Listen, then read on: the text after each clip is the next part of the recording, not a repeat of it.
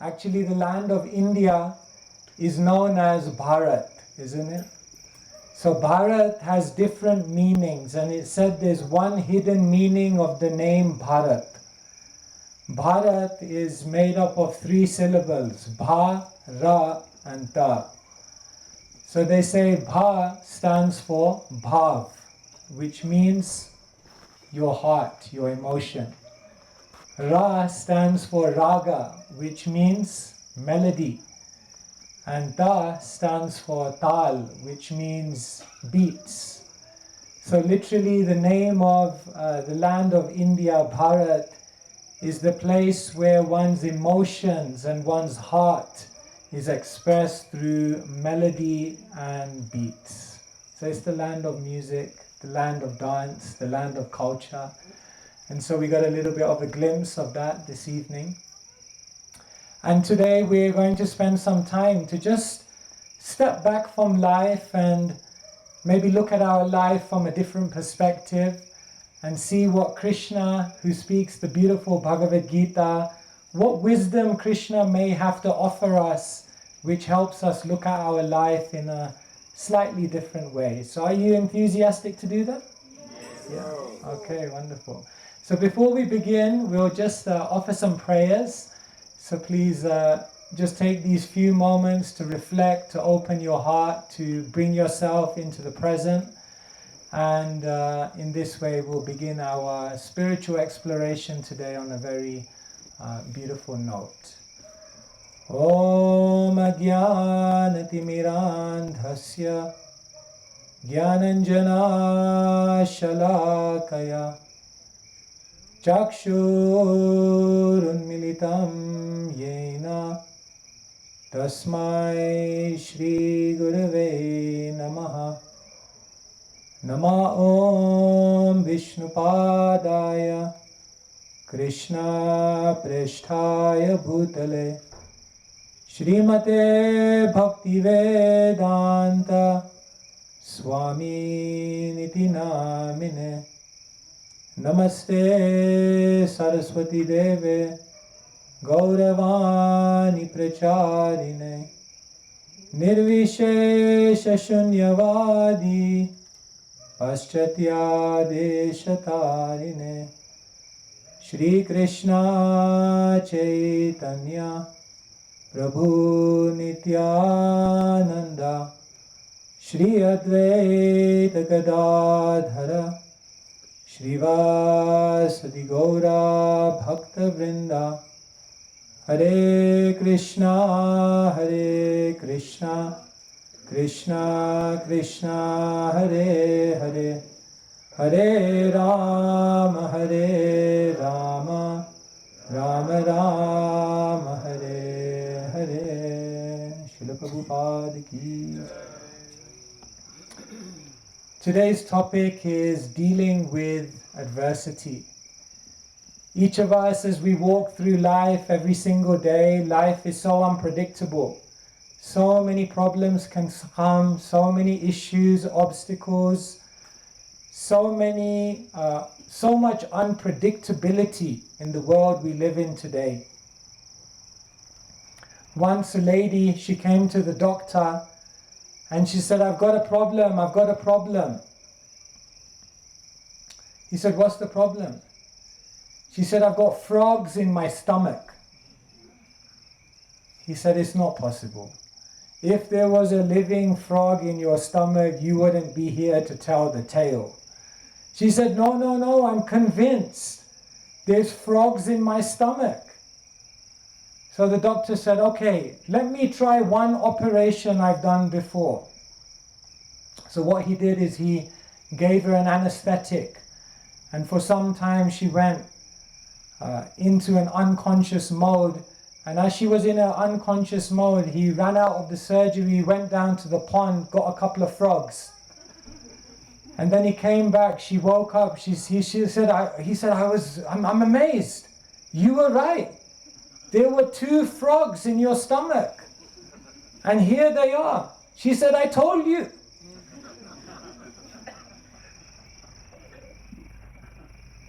She left happily. The doctor went home that day happily. Both were happy. Even the two frogs were happy. 1 week later, the lady came back. He thought, what could be the problem now? He said, I took the frog. She said, yes, you did good. But there's another problem. He said, what? He said, those two frogs that you took out, they laid eggs. And now there's another 4. It's an interesting story because it teaches us that what the world does is the world creates artificial problems. And then what the world does is it creates artificial solutions to solve the artificial problems. And then the amazing thing that happens is the artificial solutions we create to solve the artificial problems create more artificial problems which breed more artificial solutions, and in this way the world perpetuates. Spiritual knowledge is very, very powerful because spiritual knowledge helps us to step away from problems we see in our life and look at them from a different perspective. Let me ask you a question. What occurs once in a minute, once in an hour, but never in a second?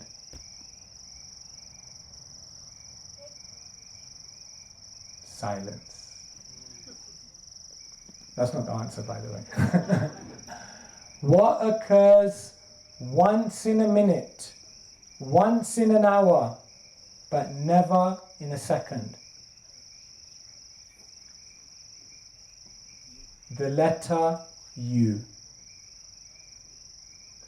Now that was a simple answer, but the reason you didn't get it is because when I'll pose this problem to you, you made an assumption that I was talking or referring to an event. The answer was very simple, but it was difficult to answer because we had already made an assumption. I'll give you another try. A lady is walking down a one-way... Sorry. Oh God, I gave away the answer. Okay, let's try another one. I got another harder one for you.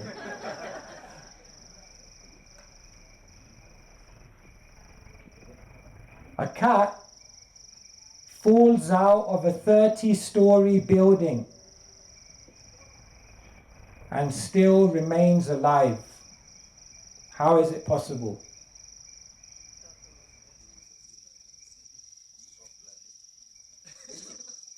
What was that?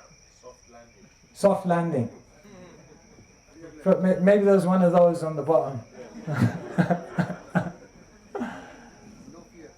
No fear. I don't know if no fear. You can try it out. No fear. Jump out of a 30-story building. I don't know if it's going to help. No, the answer is simple. The cat fell out of the first floor. It was a 30-story building, but you made an assumption that the cat jumped out from the 30th story. I didn't tell you that. You made that assumption. Are you beginning to see how in life we make so many assumptions of reality, and that means that we begin looking at things in a complicated way when actually it's very, very simple. The first lesson that we learn in spirituality is that we have to take some time to step away and to just disconnect ourselves from the madness of the world and just for some moments observe it. Yeah. I'll do an experiment with you. Can everyone close their eyes and sit up straight just for a few moments? And what I'm going to do is I'm just going to ask you to breathe. And when you breathe, take deep breaths, fill up your lungs, and try to breathe in through your nose and out through your nose. Okay, so let's try. Breathe in. Hold it there. 3, 2, 1, and slowly exhale. Now breathe in again. Hold it there. And now slowly exhale. One more time, breathing in.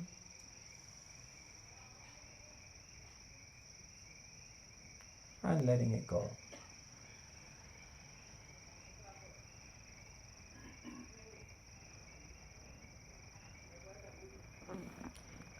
Let me ask you a question. When you breathe in, does your stomach go in or does your stomach go out? In? In. Out? In, out, in, out. Shake it all about. Is it? That's interesting. Some of you are saying in, some of you are saying out.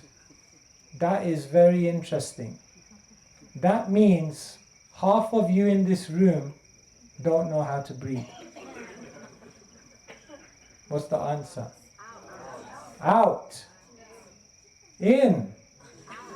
Out. One of our monks, he was traveling in India and he came to a primary school and it was the first day of school and they were all coming out. And he asked them, what did you learn? Your first day at school, what did you learn? And you know what they said? The teacher taught us how to breathe. He thought, how to breathe? You're doing that every day. Everyone knows how to do that. He said, no. Most people have become so disconnected from the world that they don't even know how to breathe properly. That's how artificial our lives have become.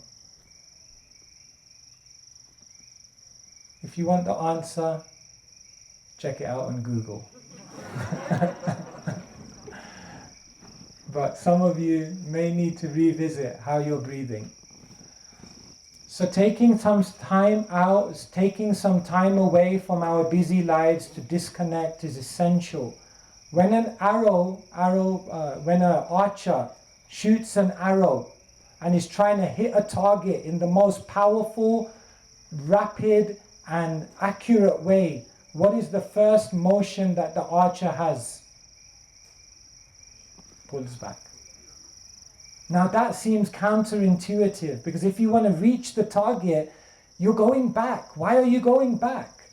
But the idea is if you go back, then the more back you go, the more you'll then be able to aim and release with power and hit your target as you would like to hit it. But the problem in the world today is that people are trying to achieve things, people are trying to do things, people are trying to hit a target, but how many people are taking time away, taking time, disconnecting, so that they can then connect much better? So today, the first very, very simple lesson that I'm sharing with you, that probably most of you know, and most of us all know, but most of us all neglect, is that don't forget every single day to take some time out.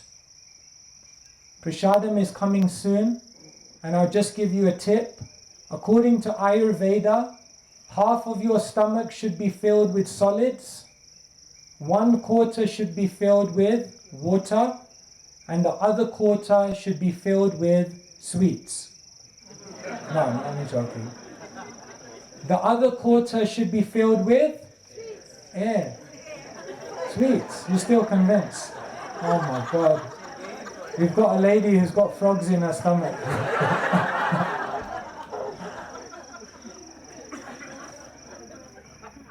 You need 1/4 of air.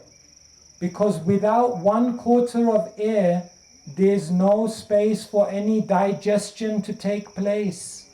You can eat and eat and eat, but you won't feel nourished. When I went to India, I met one yogi, and he said to me, let me give you a tip for how to become more spiritual. He said, every year, disconnect for 1 month. Every week, disconnect for 1 day. and every day disconnect for 1 hour. And then he looked me straight in the eyes and he said, disconnect to connect. I looked at him, I was like, you should be on TEDx. He was motivational. So please, please, please, my first lesson of the day that I want to share with all of you is take some time out to really reflect on life. I'll share with you a verse from the Niti Shastra, which is very, very interesting. And it goes like this. Prahata dyuti prasangena madhyama stri prasangataha ratram chauri prasangena kalo gacchati dhimahi. This verse of the Niti Shastra says, Kalo gacchati dhimahi. How does an intelligent person in this world spend their time? Are you interested to know how an intelligent person spends their time? This is what the scriptures say. An intelligent person spends their time in this way. Prahata dyuti prasangena. In the morning, they speak about gambling. Madhyama stri prasangataha. In the afternoon, they talk about women. Ratra chauri prasangena. And in the evening, they talk about stealing. Don't shoot the messenger. This is what the scripture's saying. What does that mean? Prahata dyuti prasangena. In the morning, they're speaking about gambling, because what are they speaking about? The gambling hall in Hastinapur. Because they're reading which book? The Mahabharat. In the afternoon, Stri, they're talking about women, about ladies. But which lady? They're talking about the wonderful spirituality, the strength, the incredible chastity of Sita Devi. Because in the afternoon, they're discussing Ramayana. And in the evening, they're talking about Chauri, stealing. Why? Because they're talking about the boy who steals butter, the boy who steals the clothes of the gopis, the boy who steals away all of your karma, and ultimately the boy who will steal away your heart and mind. That boy is Krishna, and his glories are described in the Bhagavat Puran. Kalo gacchati dhimahi. This is how an intelligent person spends their time. In other words, my first lesson of the day was take some time away. And my second lesson of the day for you today is that spend that time absorbing your heart and mind in spiritual knowledge. Because spiritual knowledge is not just stories, but behind those stories are incredible lessons, incredible teachings, and incredible insights which will transform the way you look at life. Our topic for today was dealing with adversities.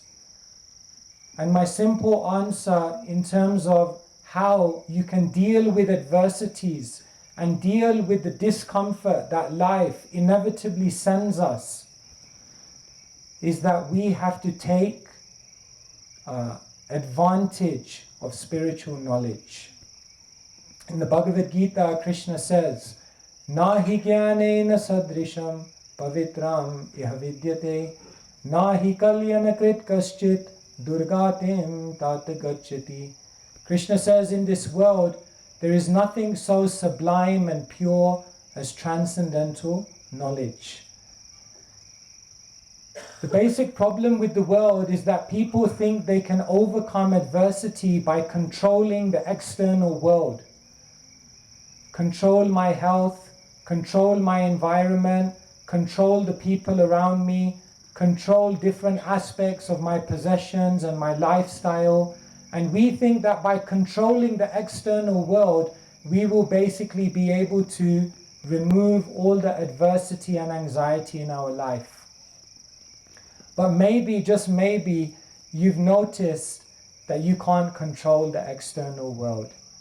The external world is unpredictable and it's uncontrollable. Therefore, the interesting aspect of a spiritualist is that they no longer try to control the external world, but rather they furnish their internal world with spiritual knowledge, so that whatever the external world may throw at them, they're able to digest it, process it, and ultimately progress from it in a very, very wonderful way. In the Bhagavad Gita, Krishna likens knowledge to four things. Krishna says, Jnana plava, knowledge is like a boat. Later on, Krishna says, Jnana agni, knowledge is like a fire. Later on, Krishna in the Bhagavad Gita says, Jnana dipena, knowledge is like a lamp. And later on, Krishna says, Jnana ashina, knowledge is like a sword. If you take the time in your life to deeply study a book like the Bhagavad Gita, you get equipped with knowledge which acts in these four ways. The first thing Krishna says, Apiched ashipapebhyo sarvebhya papakritama sarvam jnana plaveneva vrijinam santarishashi. Krishna says this world is like an ocean which is full of waves of miseries, but knowledge is like a boat which helps you to navigate yourself across the ocean of miseries and attain the supreme destination. So knowledge helps us to understand that everything that's happening in my life, there's something positive that can come from everything. By situating yourself in the boat of knowledge, you realize not everything in life that happens is good. However, something good can come from everything that happens in life. But in order to make that switch, in order to gain that strength, you have to be situated in the boat of knowledge. Otherwise, the waves of difficulties of this world will end up drowning you. Most people in this world are drowning because they don't know how to respond. Once a guru was asked by his disciple, how should I respond to adversity? And the guru said, bring me 3 cups of boiling water. As he brought 3 cups of boiling water, from his pocket the guru brought a potato. And he put the potato in the first glass of boiling water. After a few moments he picked it out and it fell apart. And he said, some people are like that when adversity comes. They basically fall apart. In the next cup, out of his pocket, he pulled out some cotton wool. Very soft, very fluffy. And he put it inside the boiling water. And after a few moments, he picked it out and it became shrunken and hard. And he says, other people become like this when they undergo adversity. They shrivel up, they disconnect themselves from others, and they build a wall around themselves. He said, don't become like this. And in the third cup, from his pocket, he brought some herbs. And he put those herbs into the boiling water. And immediately, after a few moments, the fragrance came out. And he said, become like this. Situate yourself in the boat of knowledge, so that when the waves of misery come, instead of those waves drowning you, with the boat of knowledge you use those waves in order to navigate yourself to the place you want to go to. But in order to learn that art, one must have transcendental knowledge. The second thing Krishna explains is knowledge is like a fire. Yasya sarve samadambha kama sankalpa varjita jnanagni karma dagdanam tamahu panditam Buddha. Krishna says that knowledge is like a fire. Why is knowledge like a fire? Because believe it or not, every one of us in this room, we all have a karmic bank balance that's sitting on top of our head. All of us have done different activities. All of us have done different things in this world. And according to all of those activities, there are certain things we're going to have to experience in this life. And why do those karmic reactions come? Because they're meant to teach us a better way to live. Therefore, sometimes people are very interested in doing their astrology, isn't it? Very, very interested. Once a man, he had a dilemma, so he went to an astrologer and he said to the astrologer, there's 2 women on the horizon.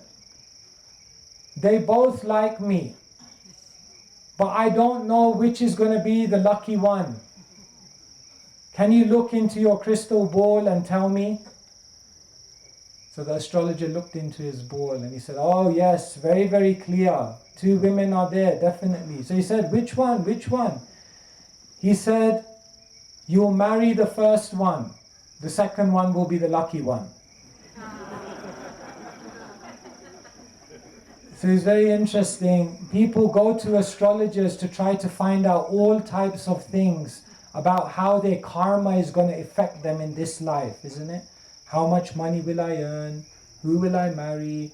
What will happen to me? How will my health go? How many years will I live? But Krishna says, Jnana Agni, knowledge is like a fire. Because all of the reactions that we're due to receive in our life are meant to teach us something. But if we learn those lessons by reading scripture, by gaining knowledge, then is there any more need for those reactions to come to us in our life? No. And therefore, by gaining transcendental knowledge, you can save yourself from so much suffering in this world, because with the acquisition of knowledge comes the clearing out of one's own karma, because knowledge is like a fire. The third thing Krishna says is knowledge is like a lamp. Deshamevanukam partham aham agyana jamtamaha nasayam yatma bhavasto jnana deepena bhashvata. Knowledge is like a lamp. Because what happens in this dark world is that we lose sight of our goal. Have you noticed how it's so easy to lose sight of the bigger picture in the chaos and busyness of life? There's so many things going on around us and in our lives that sometimes we forget what's the destination I'm supposed to be going to. Knowledge is like a lamp, which always keeps you awake to the ultimate goal of life, so that we don't get caught up in unnecessary, unhelpful, or unimportant things in this world, but that we stay focused on the important things. Sometimes, for example, someone in a family, say for example the father of the family, in order to take care of the children, wants them to have a really good future, and therefore decides that I should work really hard in order to get a lot of money so that my children can have a wonderful future.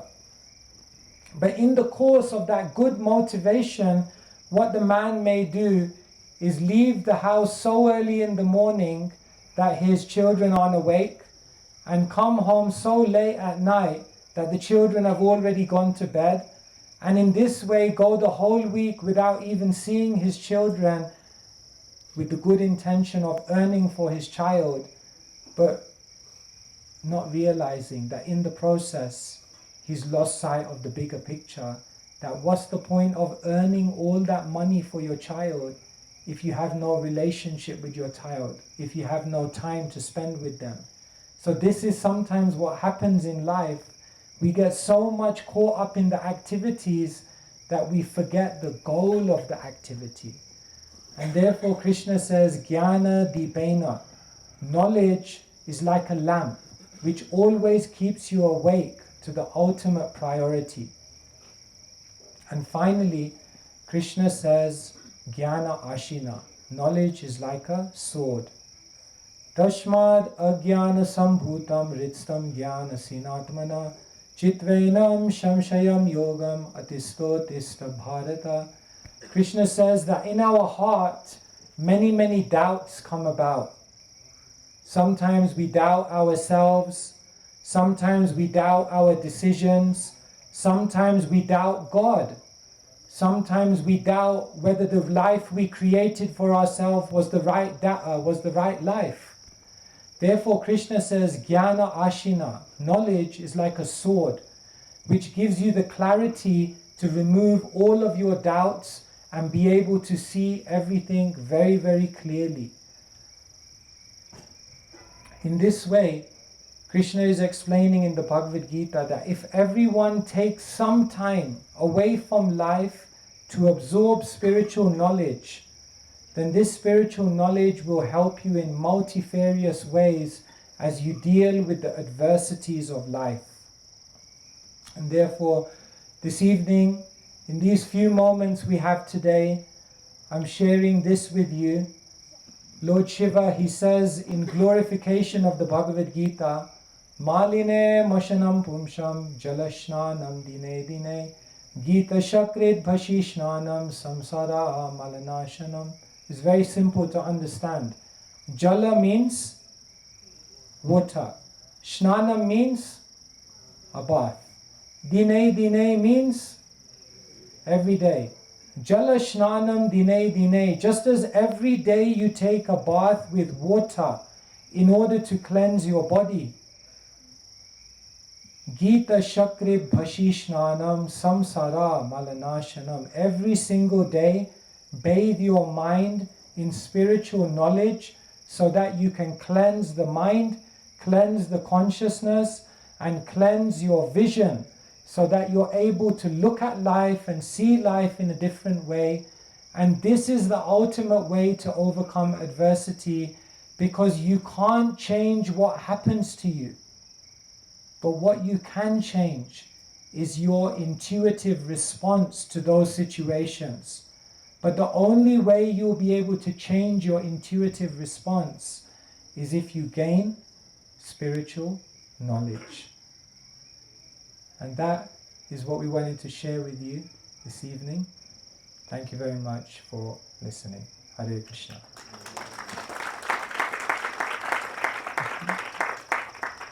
So we have a few moments, 5 or 10 minutes. Should any of you have any questions or comments, or perhaps something else you would like to know, then I'm very happy to try to share whatever I can on that.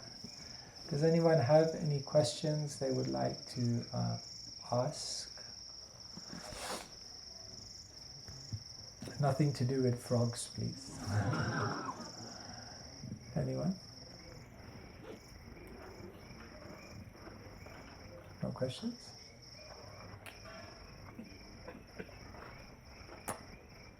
Okay. So then if there's no questions, then thank you so much for taking the time, and just to leave you with a final few thoughts. The Bhagavad Gita is, as all of you know, a very amazing book of wisdom. The Bhagavad Gita contains 700 verses. And so there's a very simple formula that if you simply read 2 verses of the Bhagavad Gita every single day, and you maintain that habit and that discipline to do that, then within 1 year you can read the entire Bhagavad Gita. So our offer to you this evening is think deeply about spiritual knowledge. When we give someone a book, we're not just giving them paper, pen, paper and ink. We're giving them the opportunity of a whole new life. There is a treasure house of knowledge. I'm sure most of you in your homes, you have a Bhagavad Gita which is there on the shelf. That is a treasure house of knowledge that has the power to empower your life in amazing ways.